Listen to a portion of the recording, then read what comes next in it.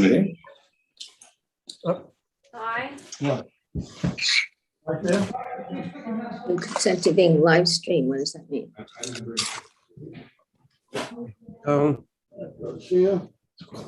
Everybody can mute themselves right now. There's a lot of background noise. If everybody can mute themselves. Consent to being live streamed, what does that mean? Everybody mute themselves. Everybody can mute themselves right now. There's a lot of background noise. If everybody can mute themselves. Consent to being live streamed, what does that mean? Everybody mute themselves. Marty, not everybody can do that. It's mute here. Live stream, what does that mean? Everybody mute themselves. Okay, I have just muted you all, and I need to turn my YouTube off. Okay, so those who are watching us over YouTube can switch to Zoom if you wish to participate, and you are mostly welcome. We now will start with an introduction. Come to my chair. Good evening. On behalf of the HERJC Adult Ed Committee and in fact the entire congregation, I'd like to welcome all of you this evening to one of our very first in-person events. About 2 weeks ago, Rabbi Schlesinger met with the Adult Ed Committee, and one of the things that he said that I was very taken by, he said that there should be learning opportunities each and every day. And this is going to be one of our first learning opportunities. I hope it'll be the first of a long and successful career. The rabbi intends to speak on Thursday evening, the third Thursday of every month for the next few months. And the final thing that I'd like to say, support for Rabbi Schlesinger's Talmud class is provided by Hewlett-East Jewish Center, by the David Susser Trust, Lisa and Edmund Cohn, Ellen and George Sheeran, Nora and Jack Skiba, and in memory of Harold Drill. Thank you.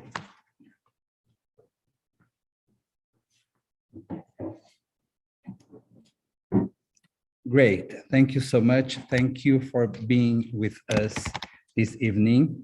I am very thrilled and happy. And the first Talmud text that we will read and learn together was actually my first Talmud text at the rabbinical school. So this is why this is a very important passage for me, and I would like to share it with you. I'll be very happy to hear your comments after reading the text. I will close my sound here. Great. And we'll just start reading a little bit of Hebrew and Aramaic just to give us the atmosphere, but we'll translate into English, not Portuguese, each and every word. So the text that I brought to you today is from Babylonian Talmud, the Tractate of Shabbat, and we will talk about Shabbat a little bit, in my opinion, in a very interesting way. So please feel free to stop me, mainly those who are in front of me at any point. Audrey is helping us with YouTube, so if you need anything on YouTube, you need to ask something, please write on the chat. And the same here with Zoom. I will try to follow you during my class. So we are, yes, we have the chat here open for you. So I keep the chat here. Yes. Okay, so Amar Rav Huna, היה מהלך בדרך או במדבר, ואינו יודע מתי שבת, מונה 6 ימים ומשמר יום אחד. חייא בר רב אומר, משמר יום אחד ומונה שישה. במאי קמי פלגי, מר סבר כבריאתו של עולם, ומר סבר כאדם הראשון. מי טבעי, היה מהלך בדרך ואינו יודע מתי שבת, משמר יום אחד לשישה. מאי לאו, מונה שישה ומשמר יום אחד, לא, משמר יום אחד ומונה שישה. So let us try to understand this text together. Remembering you that the Talmud was written from the year 50 before the Common Era until the year 550 after Common Era, more or less during those 600 years. The first 300 years is what we call the Mishnah time. So the Mishnah, the first part of Talmud, was written. We say written, but actually it was an oral text. So it was created, it was generated during the first 300 years, the Mishnah in Israel. At that time, it was called Judea, and it started to be called Palestine, not connected to the Palestine of today, but because of the Philistines, the biblical people who used to live there. And the second part, the Gemara, was written in Babylon. So we are studying now a Babylon text of the Gemara. Rav Huna said, one who was walking along the way or in the desert, and he does not know when Shabbat occurs. So before moving on, we need to understand the situation. There is a person in the desert that lost contact with the calendar. He or she doesn't know when is Shabbat, because you cannot know the day of the week looking at nature. You can know the month if you are in the beginning of the month and in the end of the month by the moon, but you cannot know if you are on a Wednesday or Friday or Saturday, just looking at the stars or the moon or the sun. So if you do not have a cell phone or a GPS and you are in the desert, you might be lost concerning to the days of week. So this person do not know if today is Wednesday, today is Monday, today is Sunday, today is Friday, but he wants to keep Shabbat, so he wants to respect the Shabbat, okay? Observe the Shabbat. So here is Rav Huna's solution. He counts 6 days from the day that he realized that he lost track of Shabbat, and then observes one day as Shabbat. Okay, so he realizes that he is lost. The next day will be day 1. Day 2, day 3, day 4, 6 days, and then the 7th will be Shabbat. It might be a Wednesday, it might be a Tuesday, it might be a Saturday. We never know. But this is the first solution. Okay? I would like to call this solution only because it will get much more complicated. I would like to call this solution 6 + 1. Okay? 6 days. The 7th is Shabbat. So the solution 6 + 1 is Rav Huna's solution. This first name. Okay? We have now a second option. Hiyya bar Rav says, this is another sage. Hiyya bar Rav says, he first observes one day as Shabbat, and then he counts 6 weekdays. What would that mean? That the day that he realizes, or she realizes that they are lost, the next day will be Shabbat. and then he will count 6 days and make Shabbat again. Okay, so it's the opposite. It's the opposite. I would like to call this 1 plus 6 solution. The first solution was 6 plus 1. Now we have 1 plus 6. The first one is Rav Huna's 6 plus 1. And the second one is here Bar Rav's, the 1 plus 6. Okay? Very technical until this point, but it will start being a little more theological or philosophical in a while, if you like it. The Gemara explains, with regard to what do they disagree? So what is the background of their disagreement? It's not only technical. What is there behind this disagreement? One sage, Rav Huna, held, it is like the creation of the world. Weekdays followed by Shabbat. So 6 plus 1, Rav Huna's solution, is like the creation of the world. Weekdays, Sunday, Monday, Tuesday, followed by Shabbat. And one sage, the second one here, Barav, held, it's like Adam, the first man, and we would like to add Eve, the first woman, because we are egalitarian, who was created in the 6th day.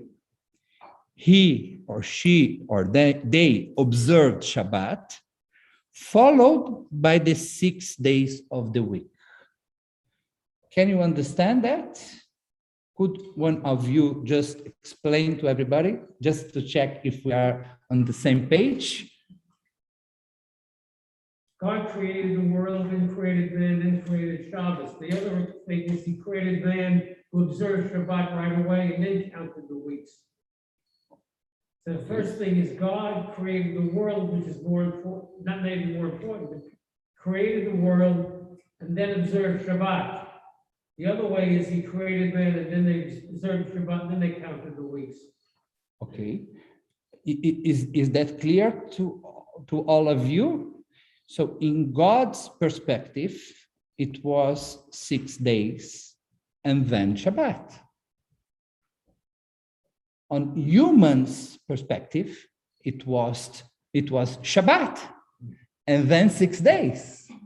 Because when Adam and Eve were created, the following day was Shabbat. The first complete day of their lives was Shabbat. And then Sunday and Monday and Tuesday. So for God is 6 plus 1. For man is 1 plus 6. And I want to stop, we will go on, but I want to stop here to say, I think, this is my opinion, it's not written anywhere, that the debate is about the nature of Shabbat. Does Shabbat belong to God? Or does Shabbat belong to human beings? Do we need to follow God's rules on Shabbat? Do we need to ask ourselves, what does God expect from me on this day? Or do we alternatively ask, what do I do from this day? What does make me happy on Shabbat? What do I like doing on Shabbat? Is Alcha the most important thing on Shabbat? Or is my satisfaction the most important thing? If I like very much going to the movies or doing gardening, which is prohibited by Alcha, should I do that or not? If I like traveling on Shabbat to be with my friends, to be with my family, but then I need to drive, maybe I need to pay something, etc. So I think, it's my opinion, that behind the discussion of 6+1 and 1+6, God's perspective and man's perspective, I think the discussion is about the nature of Shabbat. Let us freeze that idea, and I would like to go back to that by the end of our meeting today. So we will just move on. The Gemara raises an objection to the opinion of Hiyar from a Braita. So now I need to explain a little bit. First of all, the opinion of Hiyar, just to help us to follow the text, is the 1+6, is the second opinion, okay? And this second opinion will be objected. There will be an objection against the second opinion, against the 1+6, okay? From a Braita. What is a Braita?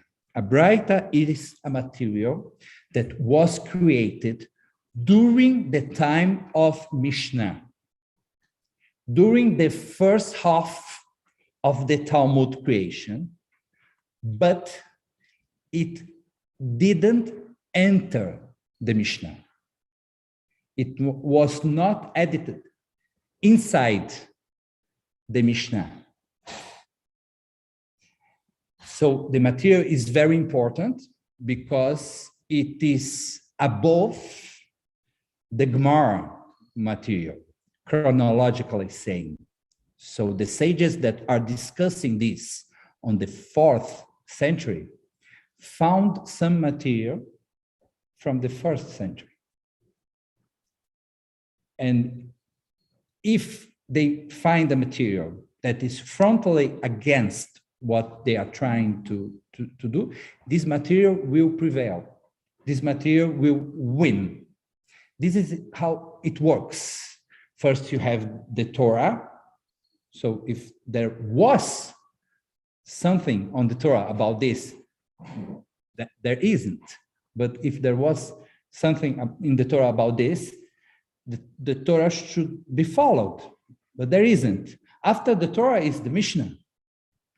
So is there something in the Mishnah or in the Braita that was created at the same time, but was not edited? It didn't enter the Mishnah, but it's important. It's an oral tradition that they kept.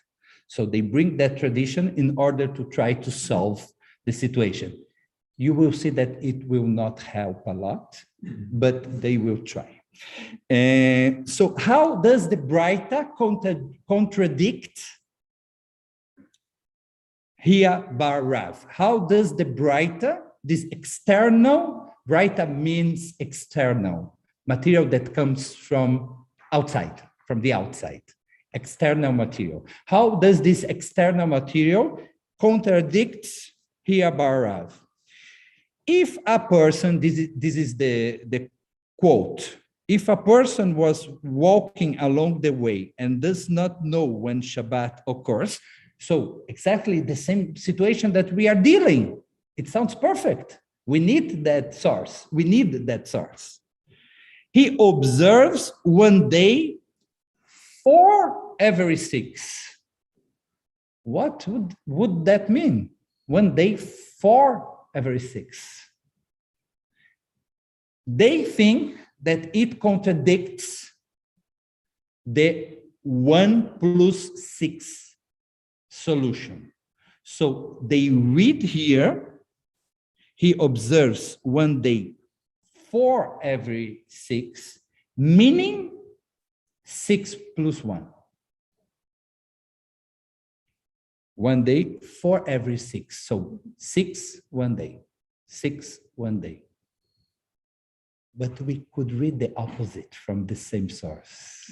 It's not clear because one day for every 6, we are talking about the frequency. We are not talking about the order that he should start from. Okay, so there is a rhetorical question following. What? Does this not mean that he counts 6 and then observes one day in accordance with the opinion of Rav Huna? The Gemara rejects this. No, it could also mean that he observes one day and then counts 6, meaning it doesn't help us. The way it is written in Hebrew, it's Mishamer Yom Echad Leshisha. Mishamer Yom Echad Leshisha, which was translated as observes one day for every 6, which could mean 1 plus 6 or 6 plus 1. So we are in the same place. We just move on. The Gemara asks, I am in the bottom of the page, last paragraph. The Gemara asks, if so, if that is what the Braita meant, why employ the phrase, he observes one day for 6? It should have stated, he observes one day and counts 6. And then it would clearly mean 1 plus 6. And not 6 plus 1, but it's not the case. But we are lucky enough. There is a second Braita. There is a second external material, much clearer than the first one. And furthermore, it was taught in a Braita. We have another Braita, another external material. If one was walking along the way and was in the desert and does not know when Shabbat occurs, he counts 6 days and observes one day. Oh, this is very clear. And this is a Braita too. So we have a second Braita that states clearly the solution of our discussion. So now it will be very, very difficult to keep debating. What is written? He counts 6 days and observes one day. 6 plus 1. Whose solution is that? I'm just checking if you are with me. Rav Huna. Rav Huna's solution. We are going back to the first solution. 6 plus 1, okay? That is a conclusive refutation of the opinion of Rabbi Hia bar Rav. So it contradicts clearly the second rabbi. The Gemara concludes, indeed, it is a conclusive refutation of the opinion of Hia bar Rav. Done. We have a solution. Rabbi? It doesn't happen every time. Many times we have a debate on Talmud, and we will stay with 2 equivalent or 3 or 4 or 5 opinions without an answer, without a bottom line. Here we do have a bottom line. Some of the Talmud researchers say that whenever you have a bottom line like this, it would mean that it was an addition to Talmud that happened afterwards, because during Talmudic times, it was a value for them. It was important for them not to conclude the discussion, to keep it open. It meant pluralism. You are right, and you are right. There is something beautiful in each and every opinion. We do not need to have a consensus. We do not need to have a right and a wrong. We can live with different opinions. Different people can practice Judaism differently, and they will remain being Jewish. It's okay. It was part of their philosophy. They saw Judaism as a very rich and plural religion. So maybe this is an addition that came afterwards when we as Jews felt the importance of having just one answer to each question, which is connected to the codification of Judaism that happened afterwards. Maimonides, Shulchan Aruch on the 16th century, the idea of trying to have a manual that would say, this is the way to be Jewish. This is the right way to be Jewish.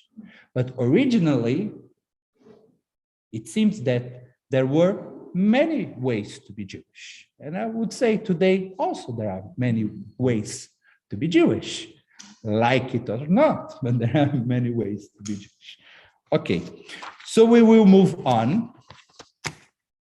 Bye-bye. Rava said, another Talmud sage, the person who lost track of Shabbat and treats one day a week as Shabbat, each day he makes enough food to sustain himself, except for that day which he designated as Shabbat.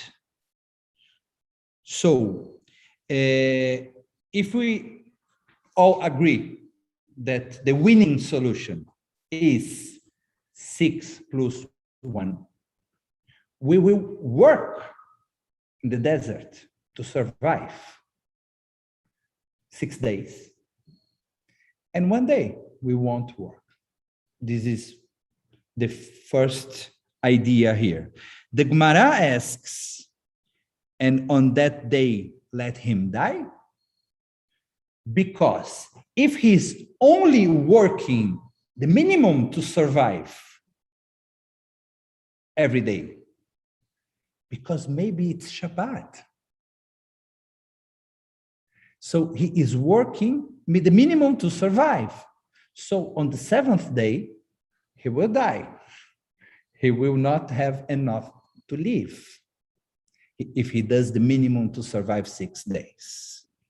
Rather, it means that the day before he makes twice the amount of food that he prepared on the other days to sustain him for that day and the following day. So the idea being day 1, 2, 3, 4, and 5, he will do the minimum to survive. But on the 6th day, he will do twice for that day and for the following day, for Shabbat. And then he doesn't need to work on the 7th day. Okay, sounds reasonable, more or less. The Gemara asks, and perhaps the day before was actually Shabbat. So maybe the 6th day is Shabbat. And we have a problem. He's working twice in a day that he wouldn't be allowed to work at all. In that case, says the Gemara, not only did he perform labor on Shabbat, but he also performed labor on Shabbat in preparation for a weekday, which is forbidden. Rather, on each and every day, he makes enough food to sustain himself for that day, including on that day that he designated as Shabbat. So he will work 7 days. The minimum, but 7 days. Because then you are sure that he only worked the minimum on Shabbat. If Shabbat was the 2nd day, the 3rd day, the 4th day, you are absolutely sure that on Shabbat, on the real Shabbat, he just worked the minimum and not worked twice. And if you ask, and how is that day which he designated as Shabbat distinguishable from the rest. So what's the difference of the Shabbat from the other days? He's going to work 7 days minimum, but he will work 7 days. It is distinguishable, is this right? By means of the Kiddush and the Avdalah that he recites on that day. So he will work 7 days minimum, but on Shabbat, he will do Kiddush and Avdalah on top of working the minimum. And then that specific day will be different from the others. Moshe has a question, and I will just give it to you. Just a moment. I want to read the Rashi on the bottom of the page. On the same page, we have Rashi, and it's written Bekidusha ve'avdalta. Bekidusha ve'avdalta. So he is Rashi, who lived in the 11th century, is explaining what does it mean Bekidush ve'avdalah. Lezikaron be'alma, just to remember that this day is a special day, that this day is Shabbat. She'yeh lo sham yom chaluk mishar yamim. And then he will have a day different from the others to distinguish that specific dates. Velo tishakach Shabbat mimeno. And Shabbat will not be obliterated, will be forgotten. Shabbat won't be forgotten.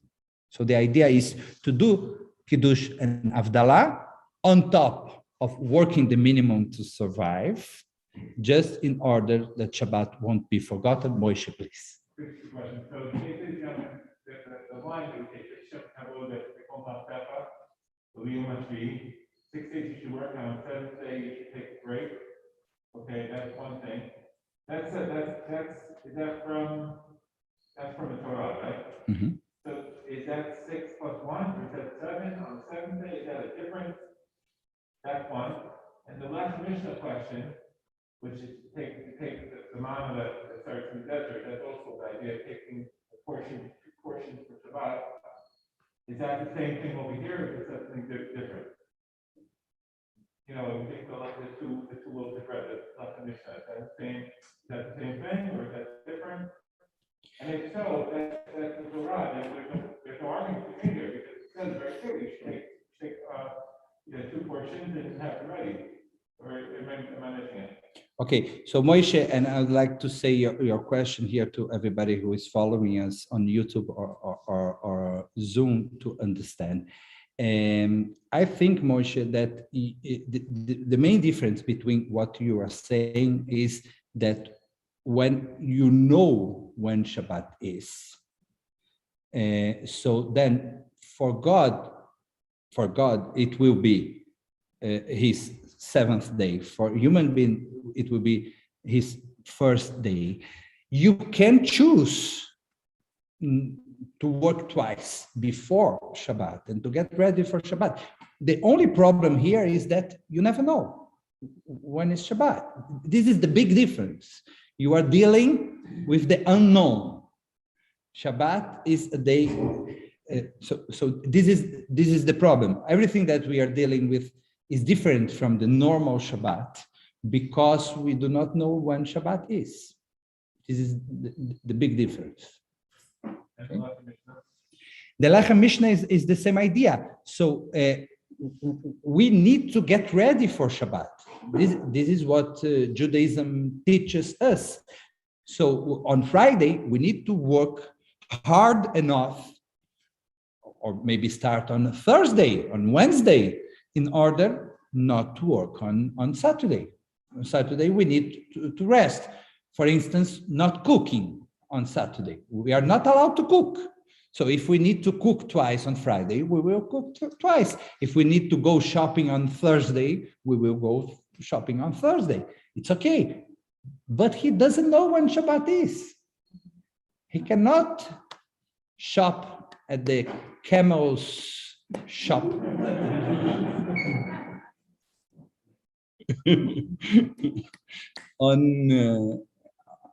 on a specific day because he just doesn't know.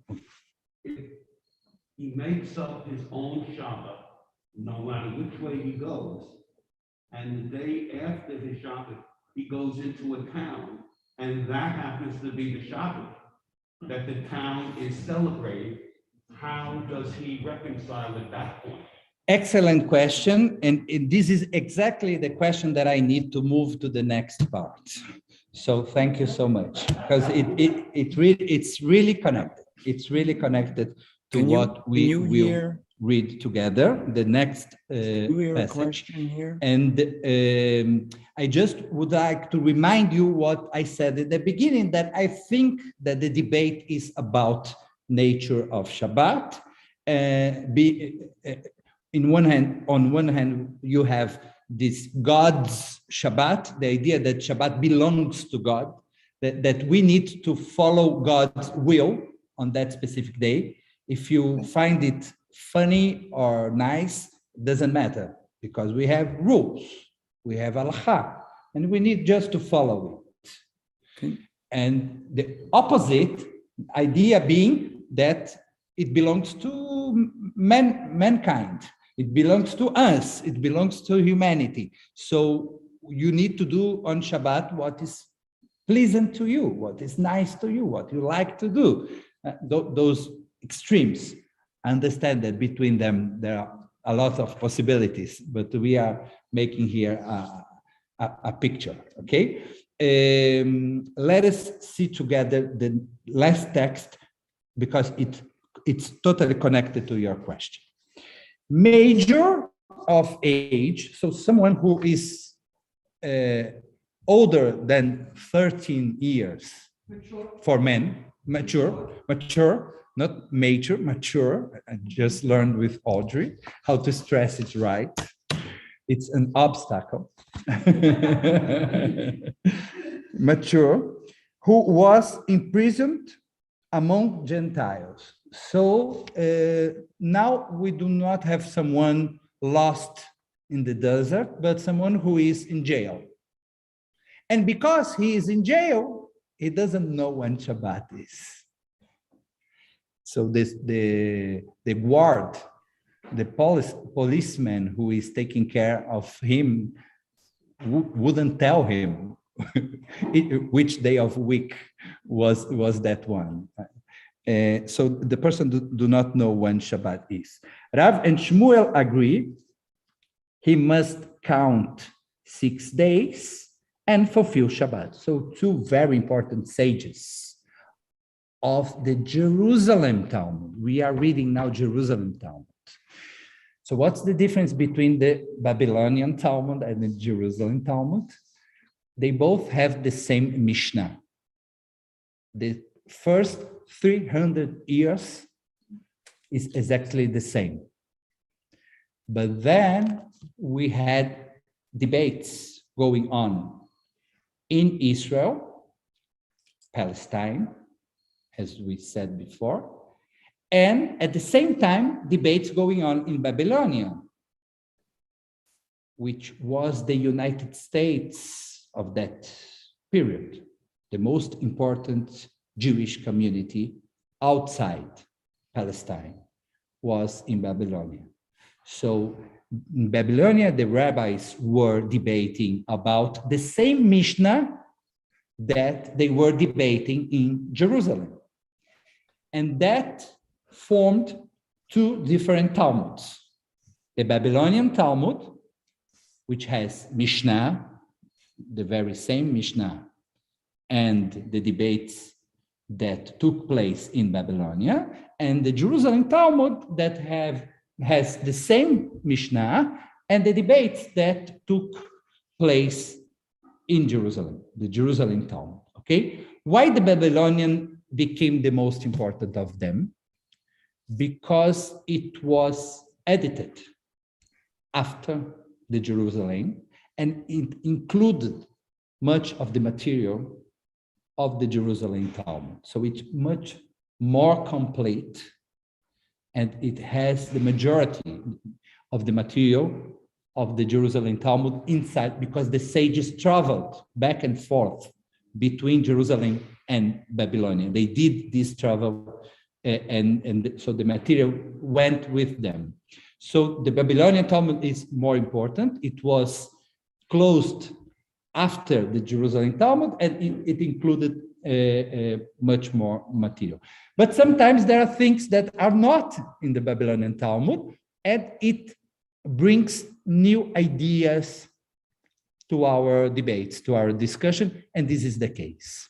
So this opinion that we will read here in a minute does not exist in Babylonian Talmud, and in my opinion, it's very, very important. So Rav and Shmuel agree, he must count 6 days and fulfill Shabbat. So 6 plus 1, like Rav Huna, and like the winning opinion in Babylonian Talmud, no novelties here. And Cherna said, fulfill Shabbat and count 6 days. 1 plus 6, which was the defeated opinion in Babylonian Talmud. Now comes the important part. Rabbi Yitzchak bar Elazar, on behalf of Rav Nachman bar Yaakov, count 6 days and observe Shabbat. 5 days and observe Shabbat. 4 days and observe Shabbat. 3 days and observe Shabbat. 2 days and observe Shabbat. 1 day and observe Shabbat. I love it. It's incredible. It's so nice. Who would help me? What is the reason behind this idea?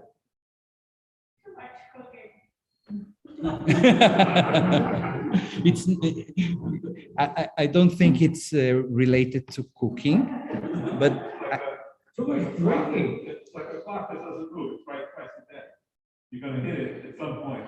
at some point you will observe Shabbat on Shabbos. And then you will not be disconnected from the original Shabbat that is being observed by your congregation. You are far away from HERJC, but you want to feel that you still belong to HERJC. And you want that sense that the day you are fulfilling Shabbat, the day you are observing Shabbat, all your friends are observing Shabbat too. How to do that? The only solution is this one. 6 plus Shabbat, 5 plus Shabbat, 4 plus Shabbat, 3 plus Shabbat, 2 plus Shabbat, 1 Shabbat, and then you restart. 6, 1, 5, 1, 4, 1. And then sometimes, at some point, Shabbat will be Shabbat. Nice, isn't it? And how does it speak with my original reading of the text? If the question was if Shabbat belongs to God or to man, the answer is Shabbat belongs to community. The community. The most important thing is to be with your congregation, with your community. Sometimes the debate between halacha, original halacha, and man's urgencies, man's wills, sometimes halacha will win and sometimes man will win. But if you do that as a community, as a congregation, then you will do no wrong. And this is, in my opinion, is very central because we survived so many millennia, not millennia. This was Harold's. I tried because we had the capacity to solve our problems in community. And when you do that in community, you manage to achieve a balance, a common sense. You are not being a radical, a fanatic. Fanaticism happens, in my opinion, when you try to solve things together, alone, sorry, the opposite. When you try to solve things alone, by yourself, when you do not share with other people. This is whole idea behind democracy. So if you have different opinions, you tend to something that is balanced, something that is reasonable. So I think that Shabbat does not belong only to God and does not belong only to men or women. It belongs to the community. And if we manage to talk and to discuss and to debate and to go on in community with your congregation, then the solutions will be mostly right and good. Yes. So, first of all, thank you.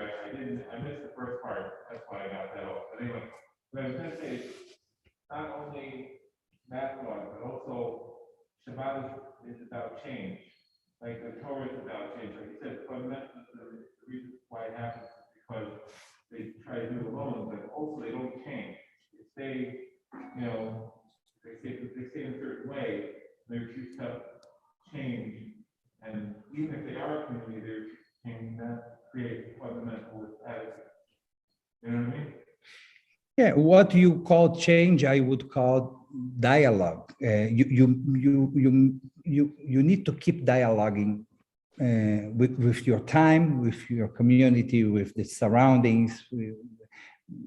If you're not dialogue, you'll not survive. The only way to survive is keep putting different values on the scale and making choices, good choices, hopefully, all the time. Yeah. But the community, I think it's key, it's central. Yeah. I would like to open for those who are following us on Zoom and see if there are questions. Yeah, I had a question. Would you like to write to me on the chat? I had Maybe if you wish, you can open your own mic. I had a say question, your Rabbi. opinion. Rabbi? Martin. Yeah, no, it's back to what you were saying earlier, and I was asking the question, why would humans go before God? And I think you've eventually got to the answer to that. That was a question I had a long time back. But you're saying the most important thing really is community. Yes, this is that's your my belief. Yeah. Okay. But it would seem so that would mean the 6 plus 1 goes according to the Bible too. Obviously, at least I thought so, rather than Shabbat plus 6. That's going way back to the beginning of the talk. Yeah, it depends. So according to Bible, you have actually both models. You have 6 plus 1 and 1 plus 6. It depends if you are reading the Bible by God's eyes or by men's eyes. That's interesting. Actually, you can sustain both solutions, 6 plus 1 and 1 plus 6, with Bereshit, with Genesis. You could sustain both.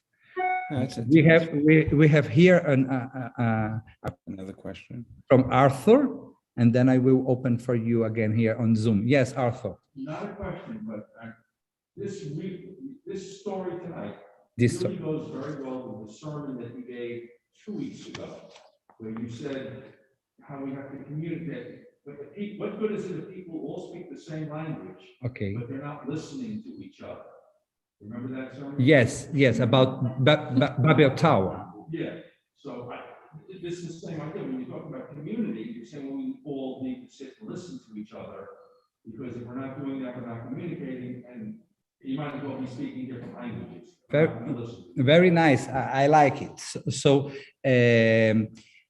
Arthur is connecting the ability to decide things in community with the idea that we spoke 2 weeks ago, that actually speaking different languages in the Babel Tower story was not a punishment, but an opportunity, because when you speak several languages and you respect those who speak different language, so you manage to see the beautiful that diversity brings to humanity. How beautiful it is to live in a place that everyone has his or her own opinion, and yet you are a congregation. There is no congregation in or community that everyone thinks the same thing. It doesn't exist. But there exist congregations in which you do not respect those who think differently, and there are congregations that you see in that diversity something that strengthens the congregation, something that brings power to the congregation. So very nice, Arthur. Any other comment on Zoom? Yes, Ronnie. Yes, Ronnie. Yes, many years ago, we were in Alaska for the weekend, and we had to catch a ferry at night, very late Saturday night. And I said to the rabbi, because it doesn't get dark there the time of year we were there, how do you know when Shabbat ends? How am I going to know when I can get onto the ferry? And he said, you designate 25 hours. Doesn't matter when, but 25 hours, and that's your Shabbat. And when it's over, you can do what you need to do. So we counted backwards, and that's what we did. But it was interesting to me that 25 hours was my Shabbat, not necessarily other people around me. Very nice, Ronnie. It's totally connected. And now then that we can go to the space so easily, all the Shabbos debate will come again. Yeah. Will we put on the tefillin every 5 minutes?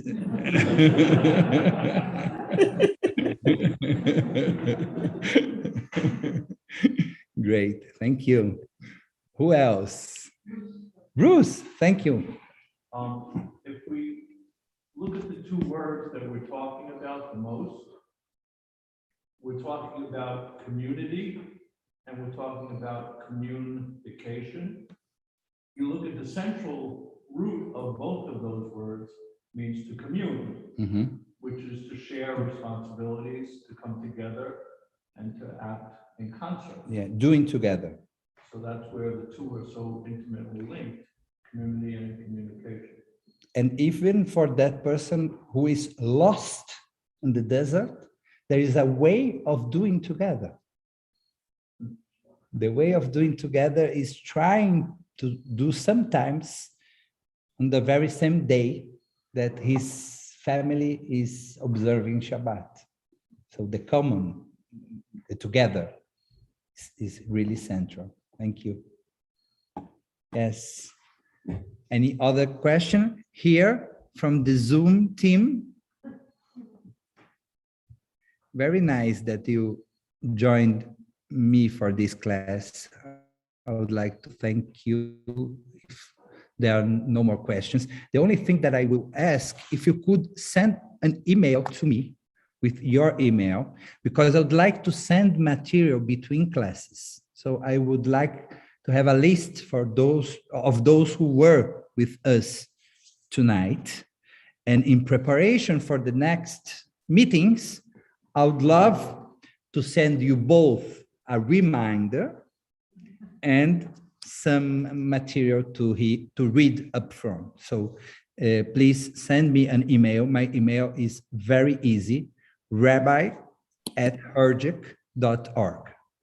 rabbi@herjc.org. So please send an email, and then I will put together a list and remind you before the next meeting and send you material to read before it.